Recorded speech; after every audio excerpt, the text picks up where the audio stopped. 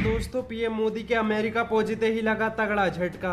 किसानों का आंदोलन पहुंचा अमेरिका। किसान नेता राकेश टिकैत ने जो बाइडेन से की कृषि कानून पर चर्चा करने की मांग। राकेश टिकैत ने अमेरिकी राष्ट्रपति जो बाइडेन से कहा 700 किसान शहीद हो चुके हैं लेकिन किसानों को नहीं सुना जा रहा। जो बाइडेन से की कृषि कानूनों को रद्द करने की मांग। अगर आप भी किसानों का समर्थन करते हैं तो लाइक कीजिए इस वीडियो को और चैनल को सब्सक्राइब करने के बाद घंटी बजाना बिल्कुल ना भूलें। बढ़ती है पहली खबर की तरफ। किसान नेता राकेश टिकैत की बाइडेन से अपील, हम किसानों की मदद करें, मोदी से मिलने तो कृषि कानून पर बात करें। दरअसल नरेंद्र मोदी अमेरिकी दौरे पर हैं, जहां वे अमेरिकी राष्ट्रपति समेत अन्य बड़े नेताओं से मुलाकात करेंगे और भारत अमेरिका रिश्तों पर बात करेंगे। जहां एक तरफ प्रधानमंत्री अमेरिका गए हुए हैं तो वहीं दूसरी तरफ देश के किसान नए बिल के खिलाफ आंदोलन कर रहे हैं। 9 महीने से ज्यादा हो चुका पर किसानों की मांग पूरी नहीं की गई है।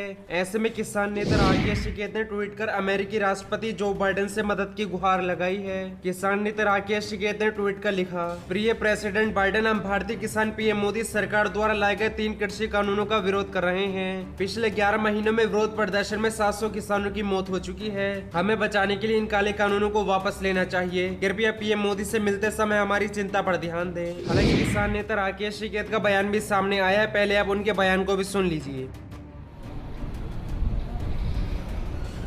धन्यवाद। आज जो मीटिंग हो रही है प्रधानमंत्री जी की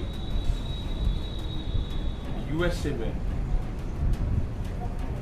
वहां के राष्ट्रपति के साथ में, तो जो हमने ट्वीट किया है वो ये किया है कि एग्रीकल्चर अब किसी एक देश का सब्जेक्ट नहीं है। एग्रीकल्चर इंटरनेशनल सब्जेक्ट है और जब भी किसी राष्ट्र अध्यक्ष की आपस में मीटिंग हो तो एग्रीकल्चर पे भी चर्चा होनी जरूरी है, क्योंकि बाहर की बड़ी बड़ी कंपनियां, खास करके यूएसए की बड़ी बड़ी कंपनियां जब दूसरे देशों में जाती है, वहां पे व्यापार करती है, तो वहां के किसानों पर उसका प्रभाव जाता है, वहां के जो मजदूर है उस पर प्रभाव उसका पड़ता है।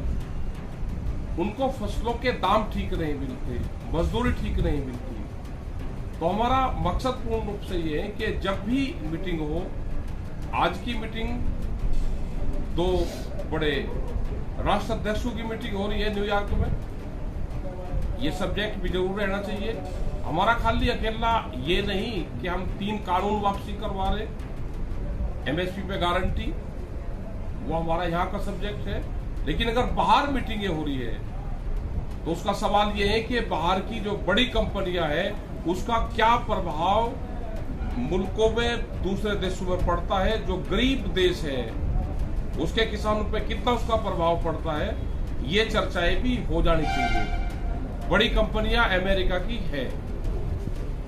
भारत देश का किसान अमेरिका के राष्ट्रपति से मदद की गुहार लगाने को क्यों मजबूर है? क्या ये सवाल देश की मीडिया से सरकार ने पूछा। 11 महीनों में 700 से भी ज्यादा किसान अपनी जान गंवा चुके हैं। मरने वालों किसानों की मौत हत्या कही जाएगी और उसके हथियारे होंगे उन पर अत्याचार करने वाले। मरने वाले किसानों के परिवार को भरण पोषण कौन करेगा, यह भी चिंता का विषय है। लेकिन सरकार मानो आग लगे बस्ती में हम रहते मस्ती में जैसा हाल बनाकर मौन बैठी है। इसका नतीजा है कि आज देश का किसान, देश का अन्नदाता अमेरिका के राष्ट्रपति से मदद की गुहार लगा रहा है।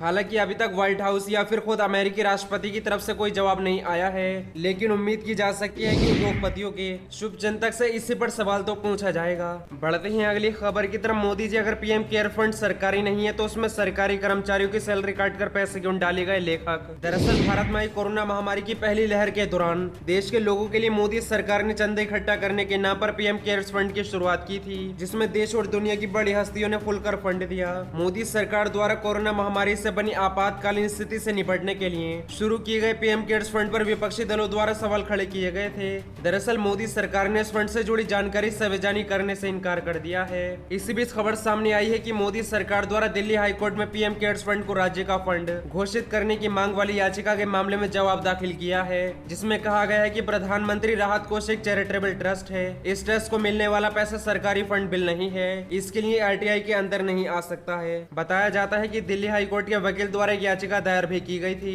जिसमें ये मांग उठी थी कि पीएम केयर्स फंड को राज्य के अधीन लाया जाए ताकि इसकी ट्रांसपेरेंसी सुनिश्चित हो पाए। इस मामले में लेखक अशोक कुमार पांडे ने लिखा, अगर पीएम केयर फंड सरकारी नहीं है तो उसमें सरकारी कर्मचारियों की तनख्वाह काट कर पैसे क्यों डाले गए? कैसे किसी निजी व्यक्ति को प्रधानमंत्री शब्द के प्रयोग का अधिकार दिया गया? बढ़ते हैं अगली खबर की तरफ। योगी सरकार पर हमलावर हुए अखिलेश यादव, कहा घोटाला, धांधली और जालसाजी है बीजेपी का दूसरा नाम। दरअसल अखिलेश यादव ने सपा मुख्यालय के प्रदेश से व्यवस्थाओं पर सवाल खड़े करते हुए बीजेपी पर जमकर हमला बोला है। उन्होंने कहा कि भाजपा की राज्य सरकार हर मोर्चे पर बुरी तरह और पूरी तरह से विफल है। योगी सरकार ने अपने किए गए वादे तो नहीं निभाए, बल्कि प्रदेश को बदहाली और बर्बादी की कगार पर पहुंचा दिया। भाजपा का दूसरा नाम ही घोटाला, धांधली और जालसाजी हो गया है। भाजपा ने राज्य की जनता को सिर्फ परेशानियां, महंगाई और भ्रष्टाचार के उपहार ही दिए हैं। उन्होंने कहा कि यूपी के भीतर बीजेपी के 4.5 साल के कार्यकाल में जनता ने देखा है कि कैसे प्रदेश विकास और प्रगति में पीछे हुआ है।